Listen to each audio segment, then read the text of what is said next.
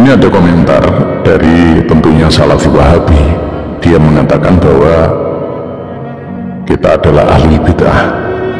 Dia mengatakan bahwa Ahlus Sunnah wal Jamaah adalah pelaku bid'ah.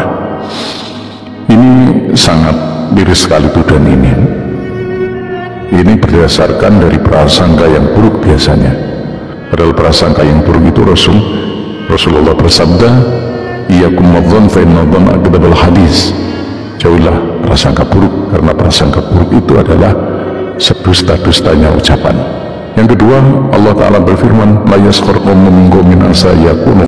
Assalamualaikum warahmatullahi wabarakatuh. Baik sahabat dimanapun anda berada, semoga kita senantiasa dalam keadaan sehat walafiat, dan semoga kita semua senantiasa dalam taufik dan hidayah Allah Subhanahu wa Ta'ala. Baik sahabat, sebagaimana biasa kita akan membuat sebuah kajian ataupun sebuah bentuk edukasi. Tentunya ini menyangkut dengan Salafi Wahabiyah.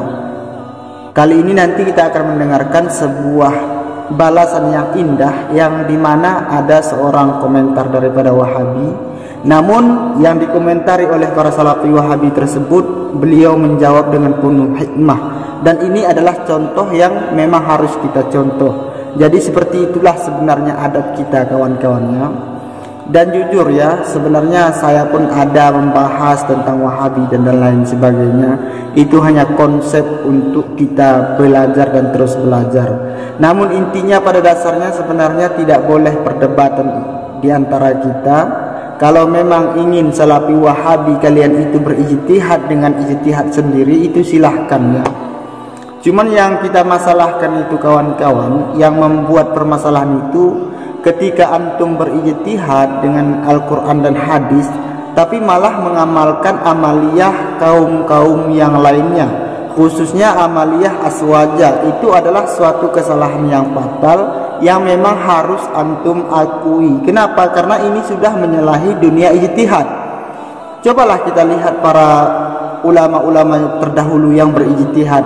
Mereka tidak pernah saling mencela, walaupun berbeda pendapat. Karena yang namanya suatu hasil ijtihad atau periksa berdasarkan Al-Quran dan hadis, karena yang memeriksa Al-Quran dan hadis tersebut adalah manusia, maka tentulah terjadi perbedaan pendapat. Namun yang kita sayangkan adalah, mungkin antum tidak mengakui, tapi ketahuilah bahwasanya Salafi Wahabi ini telah banyak sebenarnya yang duluan membid'ah-bid'ahkan ini dan itu segalanya. Seakan-akan amaliyah kaum yang lain itu tidak berdasarkan Al-Quran dan hadis. Jadi ini adalah sumber permasalahan yang besar kawan-kawannya. Karena pada dasarnya agama itu ikhtilaf para ulama, yang memang ulama yang mengerti berijtihad berdasarkan Al-Quran dan hadis, mereka itu tetap ada titik temunya. Misalkan di antara 4 imam mazhab, yaitu Hanafi, Maliki, Syafi'i, Hambali, dalam perkara kunut subuh mereka memang ada yang ikhtilaf, ada yang pakai kunut subuh, ada yang tidak. Namun tahukah anda di mana mereka titik temunya? Yaitu ketika salat berjamaah. Bagaimana peraturan salat jamaah? Semuanya itu sepakat bahwasanya ketika berjamaah, seorang jamaah itu wajib mutaba'ah imam. Mutaba'ah imam artinya mengikuti imam. Jadi walaupun orang yang pakai kunut itu mengikuti imam yang tidak pakai kunut, kalau imamnya tidak membaca kunut, maka makmum tidak boleh membaca kunut karena imamnya tidak membaca kunut. Dalam arti kata, walaupun perbedaan di antara keempat ini, itu masih ada titik temunya. Kenapa bisa ada titik temunya di antara khilaf-khilaf yang lain? Inilah petanda bahwasanya memang para ulama terdahulu itu ahli dalam berijtihad, mengambil hukum berdasarkan Al-Quran dan hadis. Namun begitu kita sayangkan ya, saudara-saudara kita Salafi Wahabi sekarang, mereka berijtihad, kalau kita perhatikan, bukan menghasilkan suatu hukum yang konkret. Artinya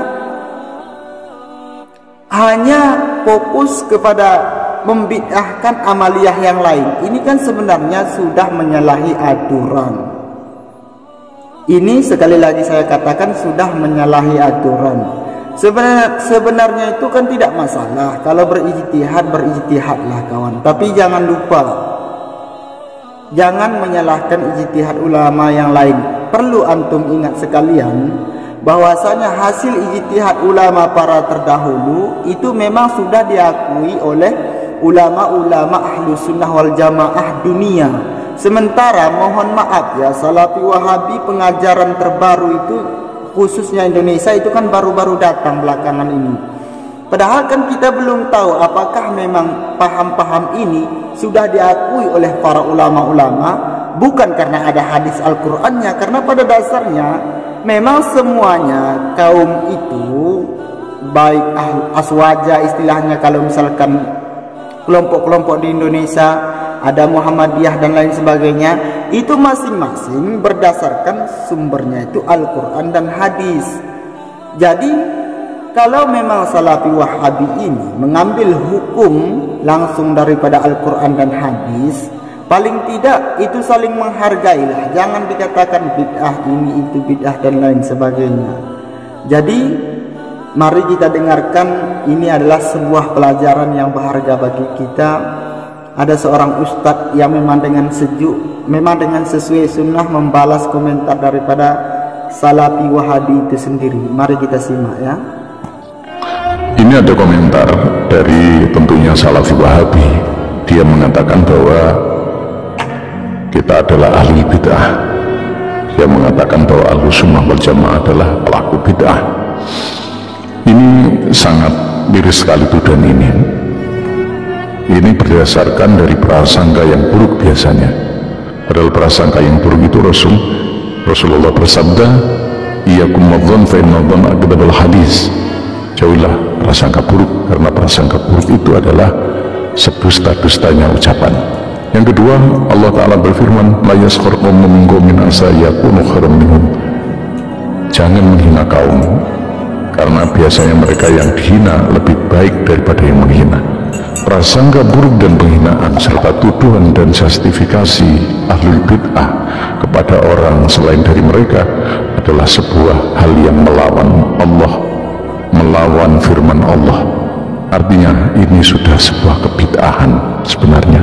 Tuhan tidak pernah menyuruh kita berprasangka buruk dan menghina sesama. Yang kedua adalah, apakah mereka itu bukan ahlul bid'ah juga? Mereka merasa sunnah, mereka menganggap dirinya bukan ahlul bid'ah, padahal kalau kita bongkar mereka juga sebenarnya ahlul bid'ah. Kita ambil yang pertama, dalam memaknai Ar-Rahmanu al-Arsy istawa, Tuhan itu duduk di arsy. Itu mereka mengatakan bahwa Tuhan duduk di arsy itu duduk, ya duduk seperti manusia, seperti makhluk. Padahal ini menyalahi ayat yang lain yang muhakkamat. Laisa kamitslihi syai'un wa huwas samiul basir. Allah tidak sama dengan makhluk.